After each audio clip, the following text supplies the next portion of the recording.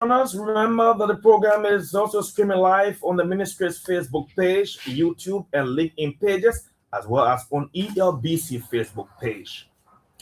Every week, the ministry carries out activities aimed at strengthening public financial management, supporting economic growth, improving public services, and advancing the country's development agenda. For a roundup of the ministry's latest activities and achievements, let's now join Christine Dean with the MFDP Week Review.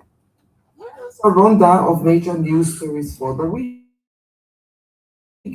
Finance and Development Minister Augustine Kafwa has reaffirmed Liberia's unwavering commitment to continuing making progress towards the achievement of the Sustainable Development Goals (SDGs), declaring that the country is taking greater ownership of its development agenda despite mounting global economic challenges. Presenting Liberia's third Voluntary National Review at the 2026 United Nations High-Level Political Forum on Sustainable Development in New York on Friday, July 10, 2026, Minister Kafan told delegates Liberia remains firmly focused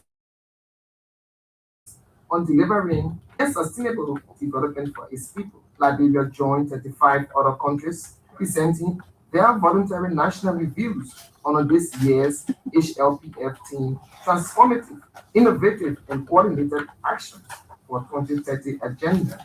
Minister Kafan highlighted the government's arrest agenda for inclusive development 2025 to 2029 as Liberia's roadmap for implementing the Sustainable Development Goals.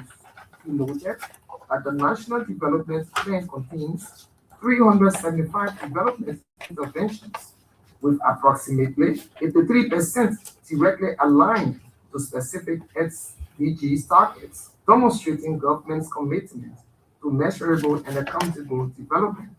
The minister reported that Liberia continues to make steady progress in improving the quality of life for its citizens. Minister Gapa also underscored that Liberia's third voluntary national review was developed through a highly participatory process with more than 40% of consultations led by civil society organizations, women, youth, and persons with disabilities, ensuring that the report reflects the voices and aspirations of Liberians from across the country. Also on Liberia's dedication for the presentation of country's voluntary national report of the high-level forum where Honorable Ara Montenegro Timba, Minister of Mines and Energy, and Honorable Kopo Kura, Minister of Labor. The Ministry of Finance and Development collaboration with the Ministry of Justice during the week successfully hosted the second arrest agenda for inclusive development AAID Pillar 3 coordinating meeting. This important gathering builds on the foundation laid during the first meeting held, including government ministries and agencies, development partners, civil society organizations, and members of the media. The goal remains clear to assess progress and deepen coordination in advancing Liberia's rule of law, justice, and security sectors reform. At this second meeting, discussions were centered on key national priorities. These included strengthening democratic governance, improving transparency and accountability, addressing energy security challenges, and enhancing the performance of public institutions. Development partners reaffirmed a strong commitment to Liberia's reform agenda. Key partners such as the Embassy of Sweden, the Office of the High Commissioner for Human Rights, the United Nations Development Programme, and the International Development Law Organization emphasize continued support through technical assistance, capacity building, and institutional strengthening. Those are the latest of today's edition of MFDP Week in Review. Back to the team version of the MFDP Hour. That was Kristen Dean with MFDP Week in Review, bringing you the latest highlights from the Ministry of Finance and Development Planning. Liberia's recent participation at the United Nations High-Level Political Forum on the Sustainable Development Goals marks another important step in the country's efforts to strengthen development planning improve policy coordination, and accelerate progress toward achievement. At the forum, Finance and Development Planning Minister Augustine Bain presented Liberia's third voluntary national review. Well, let's listen to the full statement as delivered by the Finance Minister. Excellencies, distinguished ladies and gentlemen, and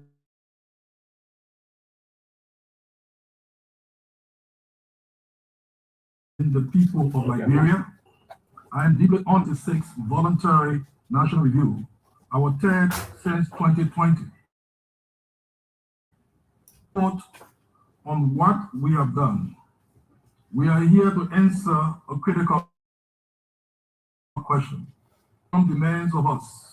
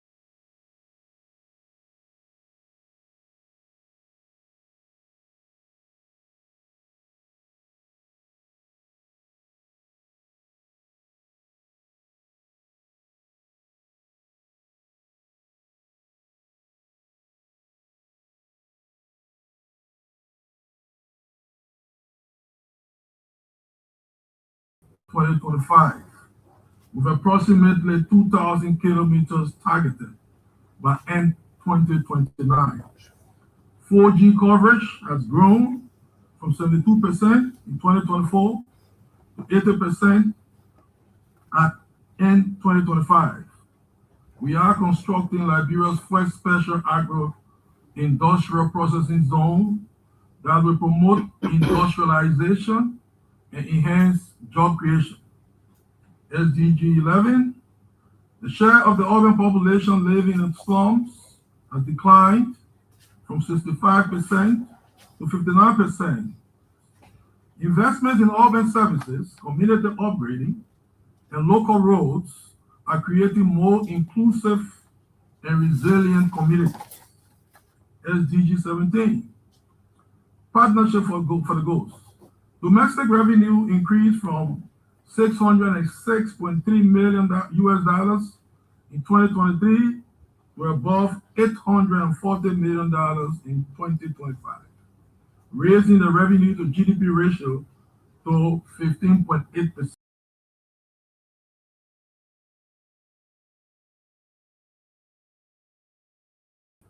Including abrupt shutdown of support by our second largest donor in 2025, affecting school feeding, essential medicines, WASH programs, and agriculture.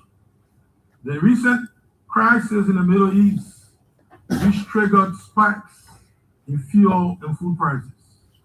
Adding to these challenges, ever-rising debt service obligations in our national budget continues to take significant resources away from health, education, infrastructure, and other key priorities. Also, our vulnerability to climate change and climate-related shocks continues to threaten lives, livelihoods, food security, and critical infrastructure. ODA continues to fall, with Gavi and other partners scaling down support. But Liberia is not retreating. We are taking ownership. We are investing aggressively in tax administration, enforcement, and digitization, resulting in significant increase in domestic revenue. We are implementing our national adaptation plan for climate. Doing all of this inclusively, over 40% of our VNR consultations were driven by civil society, women, youth, and persons with disabilities. Excellencies, Liberia's 2030 commitments are clear: accelerate inclusive growth, scale renewable energy, deepen digital governance, strengthen the rule of law, expand domestic financing, and leave no one behind. But the resource requirement to achieve targets in our development plan and SDGs remains huge, requiring stronger partnerships, private sector investment, innovative financing, and technology transfer. We stand ready to work with all of you to transform our challenges into generational opportunities and to ensure that no Liberian is left behind. Thank you very much. Minister Augustine Behinga ably presenting Liberia's third voluntary review on the implementation of the Sustainable Development Goals at the UN High-Level Political Forum on SDGs in New York on Friday, July 10.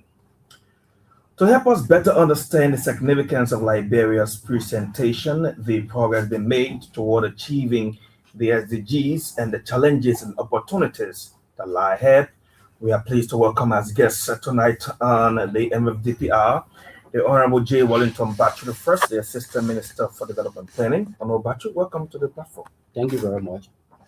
And we also have as our guest the Director for Plan Development and Coordination, Mr. Salio A. Donzo. Mr. Donzo, welcome. How are you today? I'm doing great, and thank you very much. Mr. Barchue, how does it feel being on the show and making your debut today? I feel very, very fine to make my debut. Mm-hmm. In fact, this is my second time at the LBS facility. Okay. But it's your first time on the MFDP? Yeah, sure. First time. Okay. First time. Mm-hmm. In fact, the first time was when I was the Secretary General for the graduating class at the University of Liberia. That was a long time ago. The Noble class.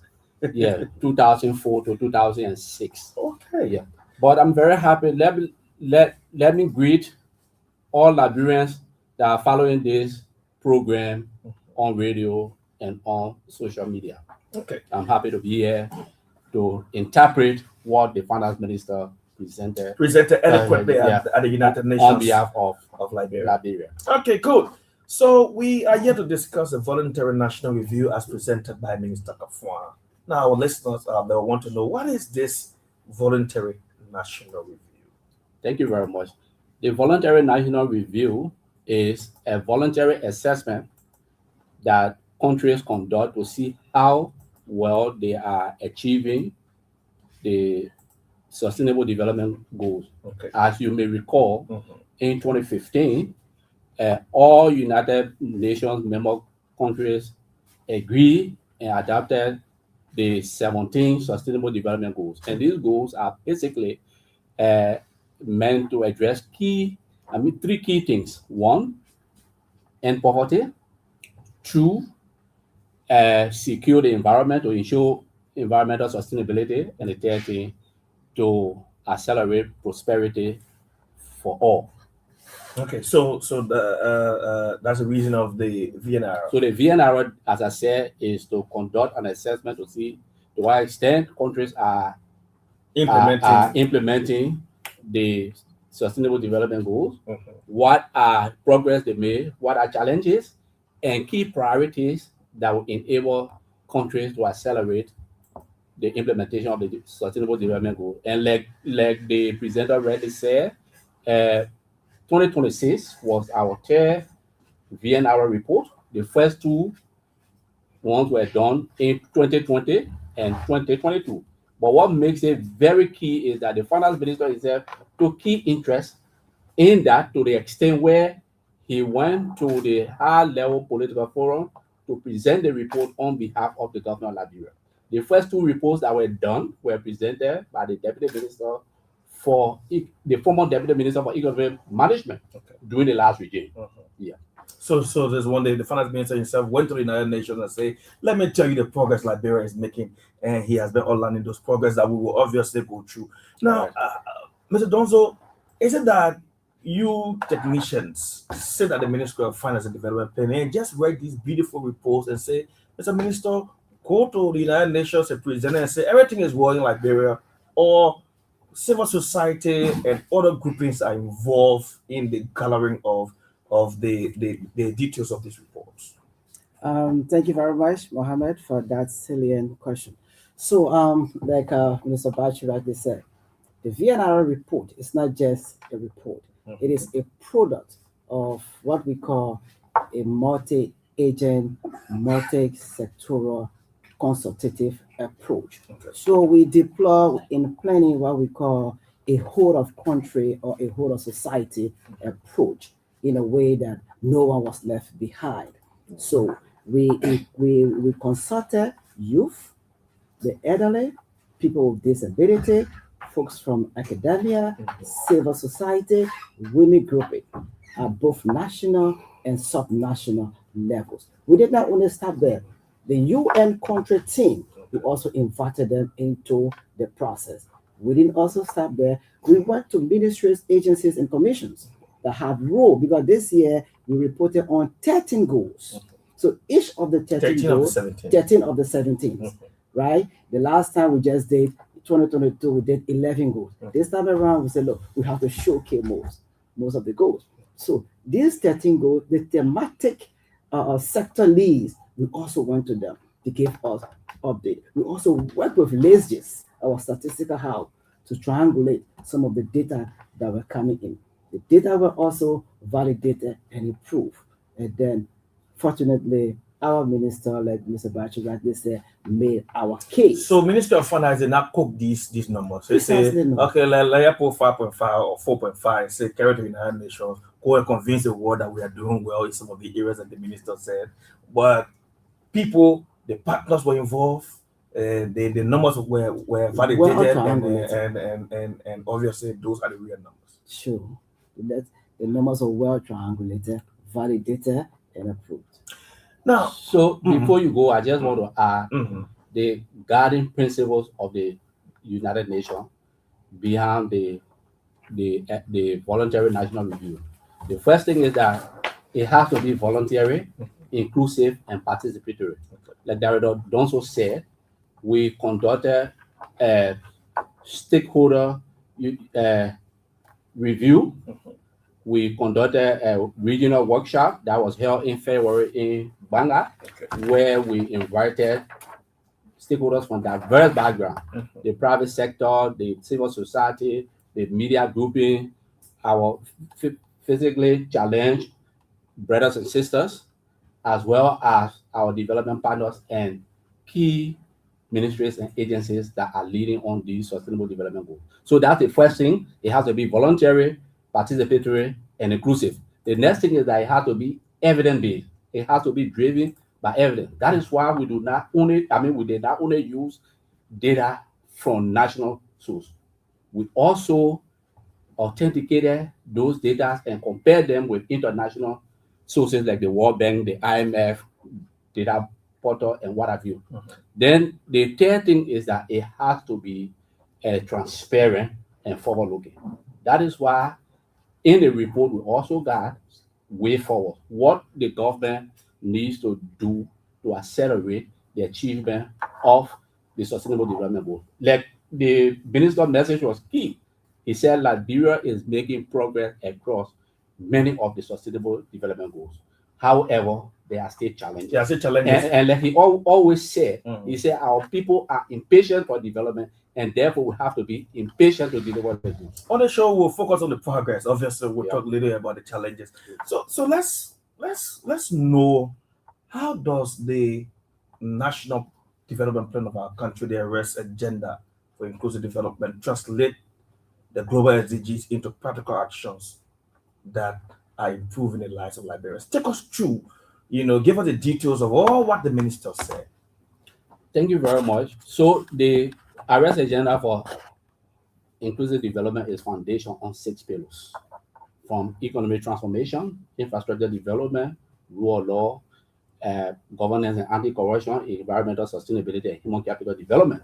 But under these 6 pillars, we have what we term as development drivers. And the development drivers are the arrest sectors: agriculture, roads, rule of law, education, health/sanitation, as well as tourism. So those are the drivers. So what the team did, we aligned the 6 drivers to what we call the SDGs transition. So the SDG transition are 6 interconnected and mutually reinforcing goals that once one is achieved, they have the tendency of achieving other goals. So they were aligned with our national development plan by up to 83%. And that was done because the government wanted to demonstrate that our priorities were not only focusing on what we wanted to achieve internally, but also what was agreed by all United Nations member states in 2015 that we are going to achieve. So these 6 transitions came about because the United Nations thought that it was very challenging for most of the countries to achieve the 17 Sustainable Development Goals in totality. So they drew up the 6 transitions that they feel could accelerate achievement of the Sustainable Development Goals. So in addition to the arrest agenda being aligned with the Sustainable Development Goal, the arrest agenda is also aligned with Africa Agenda 2063, ECOWAS Agenda 2050, as well as the Doha Program of Action. Those are all regional and global development framework that seeks to address burning constraints to ensure that every citizen can live a meaningful life. Dr. Donso, you want to unpack the report. You said the minister reported on 13 of the 70 SDGs. So just unpack what exactly the minister said on some of the progress we are making as a country. Thank you very much, Mr. Quina, for that. So if you look at the SDG, we made tremendous progress across all of the goals, Mhm. but like you said, there are some challenges which is obvious for a developing nation. For example, on poverty reduction, right? Mhm. We have managed to reduce poverty because the data set look at 2022 to current, right? We saw that the different poverty indicators, Mhm. multidimensional poverty, national poverty, and international poverty will reduce all of these numbers. Today, multidimensional poverty we reduce it to around 43%. International poverty will reduce it to around 28%. And our human capital index, right, have also improved from around 0.4 to around 0.5%, which is very, very key in our development of paradigm because the HDI consider issues about health, education, and income. So for the fact that that indicator is increasing, it tells us that our investment that we make in health, investment that we make it in education, and also, it is telling us that today more Liberians in both public and private sector are earning more income. Yeah, because that's Income my are next question. increasing. If you say you're reducing national poverty, what are you doing? What is changing? Income are increasing, Okay. right? So these are some of the things government is doing. Take for example, on the issue of SDG Goal 2, reducing hunger. Today, global hunger index has reduced in Liberia, which is aligned to agriculture. On the issue of the rule of law, right, which is contributed to SDG Goal 16. If you read the GPI, the Global Peace Index in 2025, it says that Liberia is the 10th most peaceful nation in Africa. We went up 10.6 percentage points, Okay. which show that you're doing well in the entire governance spectrum. On the issue of SDG Goal 9 and 11, which is aligned to roads, right? Today, we have developed, we've carried on pavement of roads from here to the southeast. Today, people travel from Maryland to Monrovia from 5 in the morning and you arrive in Monrovia by 6 in the evening. What has happened? Travel time has reduced, cost of transport have reduced, economic activity have increased. Instead of Liberian going to Ivory Coast to purchase goods and services, they are now coming to Monrovia in Vartown to buy goods and services. On the issue of maternal mortality, with our mothers, our sisters that used to go to hospital to deliver, around 720 used to die. But today, the story have changed. That number is around 610. That means that, and not From only the 720 to 610. yeah, to around 610, just in 2-3 years time. Okay. These are some of the miracles that we are performing. And not only the mother, even the children that were not that were not reaching their 5th months of survival, Newborn and mortality. neonatal mortality, and infant mortality, their 5th birthday, they were not saying that has also improved. So on the global scale, these are some of the miracles that we've been performing over the past 2-3 years under this arrest agenda, which are all aligned to the sustainable development goal. Mr. Barchue, do you want to make some inputs? Yeah, I just want to clarify one or two things that the director just said in terms of maternal mortality. When we formulated the arrest agenda for inclusive development, the maternal mortality rate was 742 deaths per 100,000 live birth. And we said we were to reduce maternal mortality from 742 per 100,000 to 600. To 620 per 100,000 live birth. Okay. Now it has reduced from 742 in 2024 to 667 per 100,000 live birth in 2025. So we are on course given the level of investment. On course to achieving a 620. Given the level of investment that the government is making in the health sector. Then life expectancy. In 2024, our life expectancy was 60 years. on the average. Now we have, we have increased life expectancy to 62 years, and the target in 2029 is 63 years. And when we set the target at 63 years, the finance minister was concerned. He said, look, with the kind of national development plan we have and the kind of investment we have land or across different sectors, I think the target should be up to 68 years. And we decided to be a bit conservative with the figure. But we are also going to achieve that. Then also, and these health indicators are showing improvement because of the level of investment. Even our disease surveillance detection rate has improved to just between 1 to 2 days. That is why when there was an outbreak of the what was it before? Now it's 1 to 2 days. How was it before you took over? It was more than it was more than 1 week. Okay. It was more than 1 week.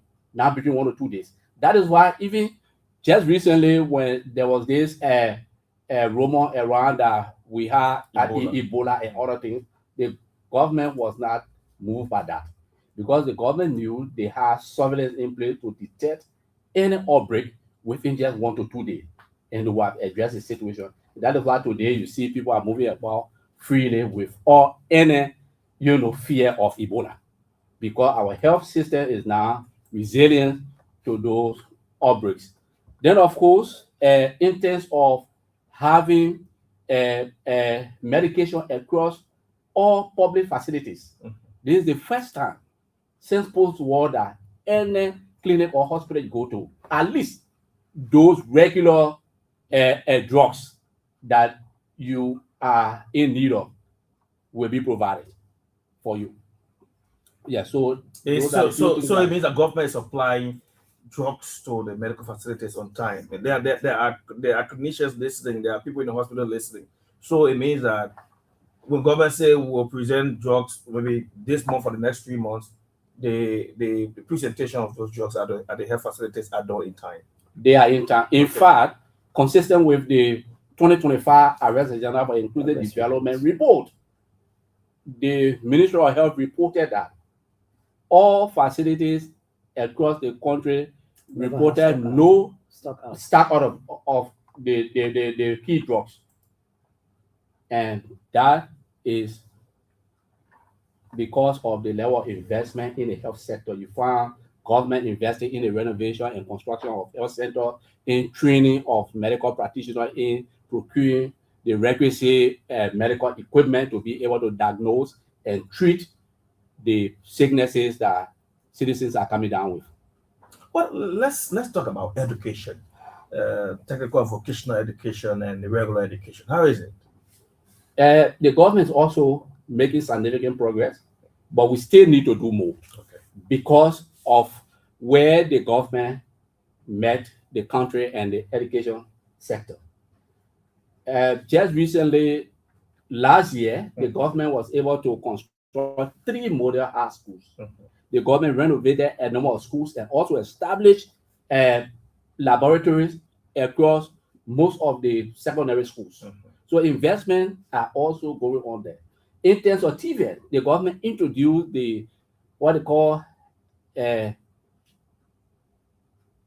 hotel catering and a number of new TVET courses in our TVET curriculum, and even in some of the public schools like the Voga Mission, like the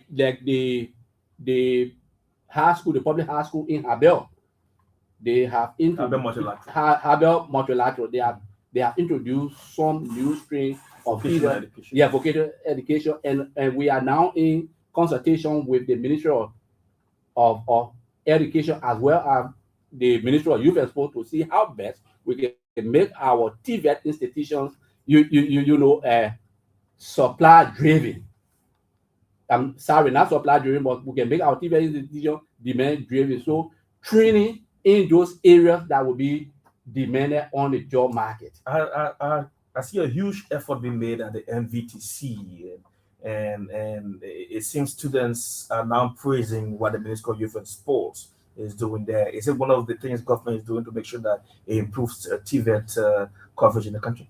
Yeah, sure. And in fact, that has been a amazing link in our education system. We're focusing on the normal education from grade 1 to high school and college. But not everybody may want to just transition from secondary school to university. Some of them may want to acquire the technical skills to even start working. There are others who may have passion just for those technical and vocational skills, and they may not want to even progress. That is why government has made significant progress and will continue to make significant progress in TVET institutions. And the government has also conducted training, sent our TVET instructors out of the country to acquire additional knowledge to come and impart knowledge into our young people who may desire TVET education.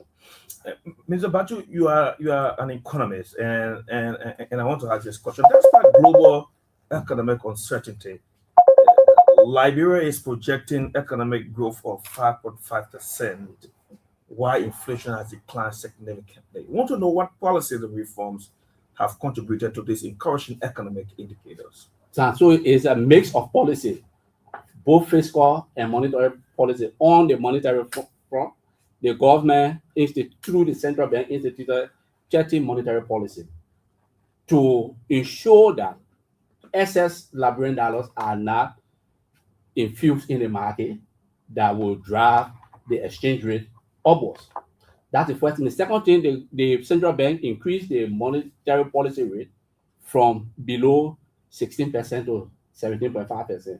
And they also established a monetary policy committee to monitor the behavior of the exchange rate. And one of the factors for which we had a stable inflation is because of stable exchange rate.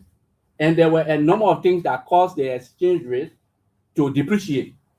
One, the high cost of domestically produced commodities, especially our food crops from the farms, because there were no rules before the inception of this government. But when the government came, the government first 100 days deliverable, the president promised the Liberian people that his 100 days in office will ensure that no car will get stuck on a major road. And that happened. Even up to today's day, you find that cars are moving up and down. But the other thing, the government is investing into agriculture, value addition, supporting farmers, providing farm implements, and even giving them subsidies to boost agricultural employment. So as the roads are being made pliable, farmers are bringing their product to the market. Farmers are producing and increasing the level of productivity, bringing it to the market. As such, the prices of basic commodities are reducing. And now, even in the midst of these global challenges, our prices and exchange rates still remain relatively stable. So someone said the exchange rate has been so stable. You've explained the role of the Central Bank of Liberia. What about the prices, gasoline prices, generally fuel prices on the market, and other prices? What is the Ministry of Finance doing to make sure that those prices, sometimes there are low fluctuations, but generally it's stable? Yeah, so there is supervision to ensure that investors adhere to government policies. So these prices are set by both the importers of the petroleum product and key government institutions, including the Ministry of Commerce and Industry, Ministry of Finance, the Central Bank, and other relevant institutions. So they sit and assess the cost of importing a gallon of petroleum product and try to give them a markup, maximum profit that they can earn on their Someone told me government is taking risks. The person said, but the Strait of Hormuz has been closed, but government is still reducing the prices of petroleum products. Isn't that a risk? No, it is not a risk, because in fact, before the Strait of Hormuz got closed, we heard that the Liberia Petroleum Refining Corporation imported petroleum reserve, and so that reserve is being used as buffer, but also the government is being purchase and import petroleum products that are available from the sub-region. Okay. Yeah. So in terms of you talk about GDP growth amidst all these challenges. Now, given the investment on roads, the investment on electricity, they are also facilitating economic growth and development. Good. Because as we always say, the private sector is the key growth driver in any economy, and the government is only there to provide the enabling economic or macroeconomic environment, that which the government is doing. That is why our growth is around 5.5%. Let's talk about a portion of the report that speaks about significant improvements in access to clean water and sanitation, and this is for people in the rural areas. How are we doing this? How is water and sanitation, sector improving in our country, Mr. Donzo? Yeah, so thank you again for that salient question. So this year's SDG, water and sanitation, I think that is goal 9 of the SDG, or goal 6 or goal 9.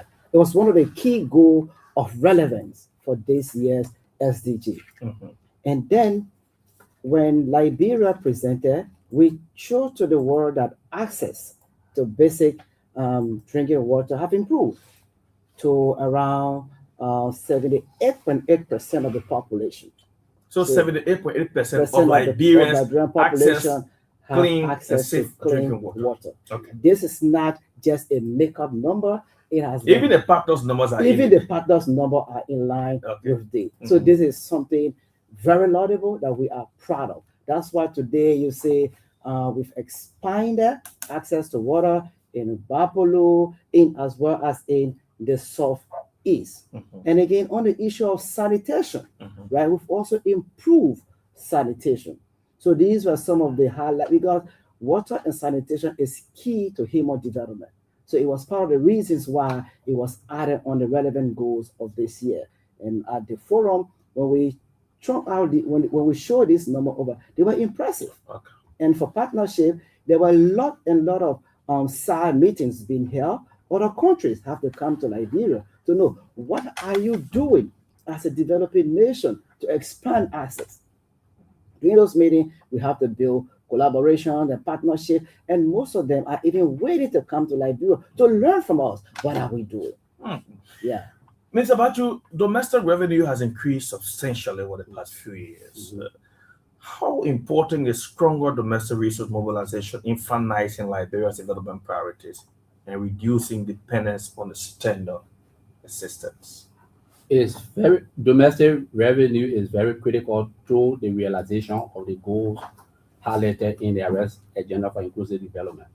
For the mere fact that development financing is reducing, and there has been a paradigm shift from development aid to trade. In that light, it is critical for the government to do everything to mobilize domestic revenue to the extent where we can fund more than 90%, more than 95% of our budget. In 2025, it was the very first time for the national budget to be supported by 91%.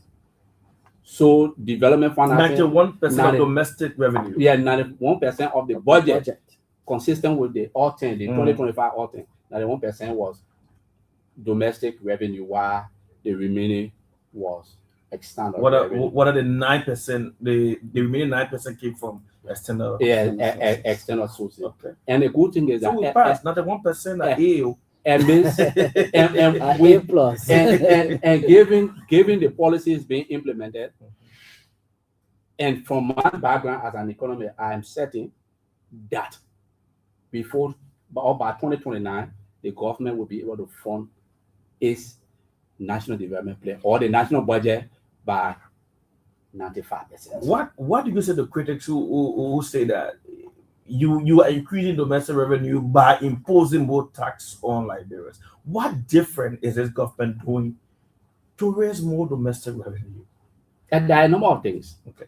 One of the things that the government succeeded in doing was to enforce the 2% corporate tax that were ignored by past government.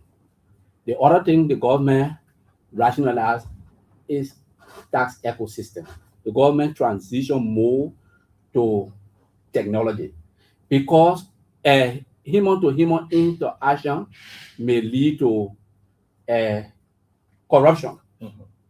But if you only have the technology to talk to, the machine to talk to, you are not going to bribe the machine. But also, the government also engaged in prudent expenditure of financial management strategy. The government established an online procurement system where all government procurable, expenditure pass through.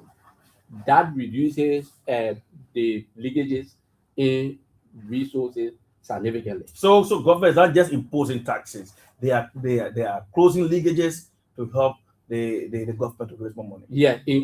Increasing taxes. In fact, while it is true that government increased the tax rate, especially the goods and services tax by 1% from 12 to 13. From 12 to 13, but we are still below the ECOWAS agreeable tax rate.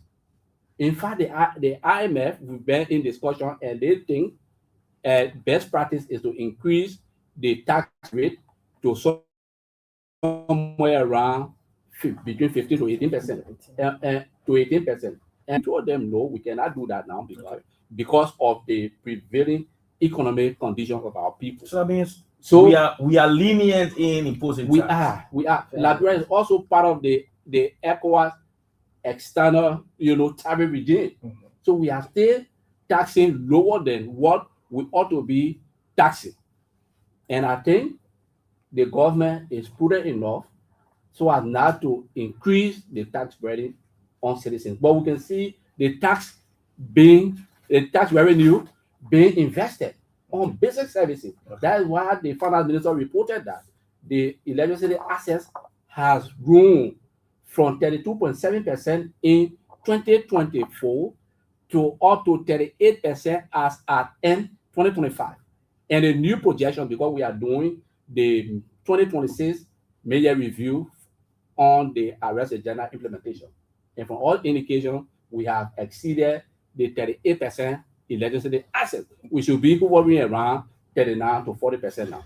We are having a wonderful discussion tonight. We have a few more minutes to be here. If you just join us, you're listening to the MFDP hour on ELBC. Today's discussion is focused on finance and development planning minister Augustine Kpayingafan's presentation of Liberia's 10th Voluntary National Review on the implementation of the Sustainable Development Goals at the United Nations. Our guest, Honorable J. Wellington Barchue, Assistant Minister for Development Planning, and Mr. Salio A. Donzo, Director for Planning Development and Coordination. They've been helping us to unpack the minister's presentation, explaining what the VNR means for Liberia.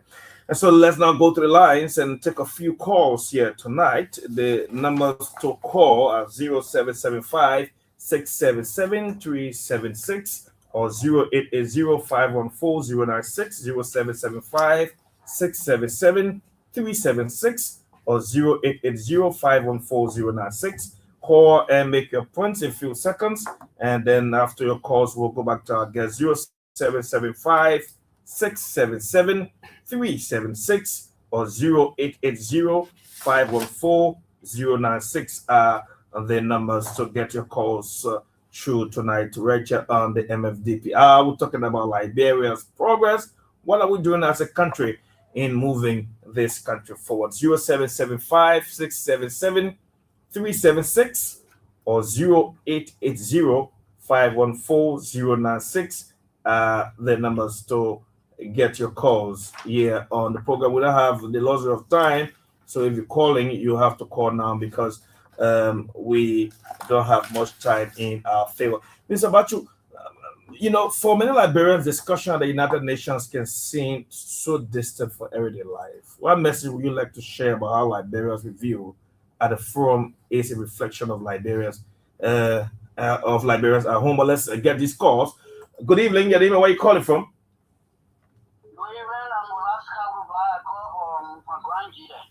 Which part of Grangida are you calling from? Israel, go ahead. Let's hear your point. Okay, I want to really appreciate the studio girls. You know, I'm not an economist. Everything that he explained, but what I really know that is happening with all the technology on the minister end, the reduction of prices, you know, as compared to the past. Okay. Right now, the egg or rice price will be constant, transportation will be constant, and other prices. No more that we can get rapid free food because if the cars here from Arroyo with the people goes, they reach the same day. Okay, thank you. Thank you so much for those testimonies. Thank you so much. Good evening. Go ahead. Good evening. Thank you for the show. My name is Abraham Sakama. I'm calling you from Zuba Town behind the football field. Yeah. Oh, thank you. I love the educative aspect of this show. I learned a lot of things as the honorable ministers in studio keep explaining and explaining and explaining. In fact, I was about to go for a program, but because of this show, because today I bounced into it. I have a question. Now go ahead quickly. We don't have time. I want the ministers in studio to factor in how we are seeing the people, for example, in real life selling, and what is happening to them, real life, Douala, you know, the thing happening to those street sellers. How can we factor that into what the development goals are indicating, and how are we making them change their lives? Thank you. Thank you. Thank you so much. 0088051496. Let me go to the line. Hello, go ahead. Hello. Yes, hello. Go ahead. Welcome to the MFDP hour. Let's hear you. Okay, I'm Ina MJ Bar and I call you from Congo Town. Go ahead, Ina. Yeah, one touching thing for that deliberation has to do with, you know, the price of petroleum on the Liberian market. Mm-hmm. I don't know what magic this government is playing. Unlike past government that when crisis took place almost in the same region, I think they created artificial scarcity, and then the price of gasoline was highly inflated. But this government should be given, you know, the credit for maintaining the price of gasoline, because one of the key things that really touched me as a taxi driver, gasoline is available and the price is dropping gradually, especially while, you know, the tension is being raised up there. So I just say thank you so much for, you know, our president, His Excellency Joseph Iman Bwaka, and even the FPRC team. Okay. Thank you so much. Our final call. Hello, go ahead. Go ahead, please. We don't have lots of time. Go ahead. What's your name? This is Jisha, the head of the disability corner for Sano. Quickly, in 50 seconds. Consign it. We want to appreciate the studio guests. I think they should regulate the prices of gas in the rural area.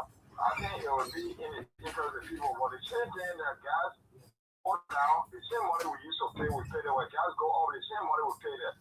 So quickly, then my people go to the president. You know, so they come in. Let the person remember the person with disability. Thank you, sir. Thank you, sir. Thank you so much. Thank you so much. We can take more calls. Our lines are still ringing. Minister, you can respond to those points in a few seconds because we're well of time. The EABC news is up next. So thank you very much. The first quarter wants to know what is happening to the traders, the petty traders. Mm-hmm. The government is thinking about you. In fact, we have an allocation in the budget that seeks to support micro, small, and medium size enterprises. Okay. So you are not being forgotten. Second question. The second question is that you know, the government should regulate prices. I mean, the price of petrol in the rural areas. Yes, we will do that. You know, the country is big, and it's good that you have informed us. So from here, we are going to get in touch with the regulator to ensure that they can get to those in the rural parts and make them to conform or stick to whatsoever price that they will be given to sell their products on the Liberian market. Mr. Donzo, finally, before we leave, what's your parting statements to the listeners? Yeah, thank you very much. I think the comments were all commending our efforts that we are doing. I just want to conclude by emphasizing what the Minister of Finance always say, that we are not where we want to be, but our today is better than our yesterday, and our tomorrow will surely be better than our today. Thank you so Thank much, you for the Director opportunity. Salih Donzo. Minister Barchue, finally, in a few seconds. And I just want to conclude by saying that the minister clearly stated that Liberia is making progress across most of the sustainable development goals, but we still need to make more efforts because the challenges are still there. And so that is why the next budget that you see, the 2027 budget, you'll see that the allocation for public investment will be increased because the government wants to construct more roads, they want to increase access to electricity, they want to build more schools, they want to train more teachers, they want to train specialist doctors, and across all other sectors. Okay. Thank you. Minister J. Wellington Barchue the first has been one of our guests. He's the Assistant Minister for Development Planning. Mr. Salih Donzo is the Director for Plan Development and Coordination. It's been a pleasure, gentlemen. Thanks for coming today. Thank you. What is, I will come to the end of Thank you today's very edition much. of the MFDP Hour. I want to sincerely thank all of you across Liberia and around the world for spending the past hour with us. We are back on this Thursday at 6 p.m. with another edition of the MFDP Hour. And it's been a wonderful edition. I'm your host, Mohammed Melvin Quena. Until next week, have a wonderful evening from Painville.